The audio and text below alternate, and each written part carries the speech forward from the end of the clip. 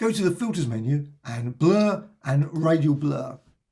Now set it to the max. You can push it up to 180. You can also change origin position as well. I'm going to go with that. You've got a nice radial design there. Click apply. Then go over here to the various tools, rectangular marquee tool, select that and select an area. Say like something like that. Go to edit and copy and edit and paste.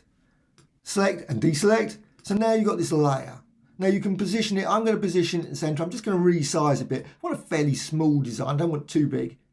With that, what I can do is I can apply the radial blur to that. So filters, blur and radial blur. Now I don't want to go with 180. I'm just going to go with something a bit smaller, maybe about 26, 27. Now avoid the edge. I don't like going over the edge. Some filters work okay, some don't. You end up with sort of a sharp line appearing. Now I'm just going to go like that, click apply, and you can always see, yep, I haven't gone over the edge, which is something I didn't want to do.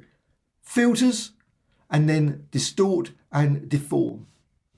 Now this is another one that, of course, just again, just try and avoid going over edges and add some handles there, and you can move those around and you can distort the image. You can see where you're just dragging this design. So you can create lovely droplets coming out. You can also create nice twirly designs, sort of swirls. Now, of course, it's not particularly the most colourful of image, but that's what I actually wanted. I wanted a nice sort of brown design like this. However, once you've got those droplets, it's all just then click apply. Then you can go over here.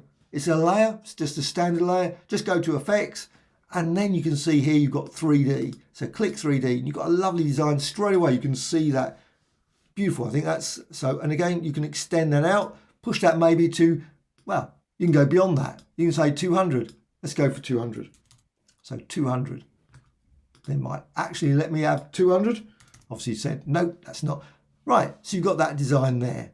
Also, you can add bevel emboss. So go for bevel emboss. I'm going with pillow, and you can push it out, maybe change the direction, and you can create even more unusual designs. I think that looks lovely. So click apply. Of course, once you've got that, what you can do, you can hold down the Alt Option key. It's just a layer which you can duplicate. So again, just create that, and you can duplicate that design, just add it all over the image, create a real weird, shimmery, sort of unusual, abstract design like that, very quickly using radial blur, as well as layer effects and deform. Also, of course, if you want to colour it, you can always go to layer, new adjustment layer, and maybe go for HSL, recolor, etc. Hope you found this of interest. Thank you much.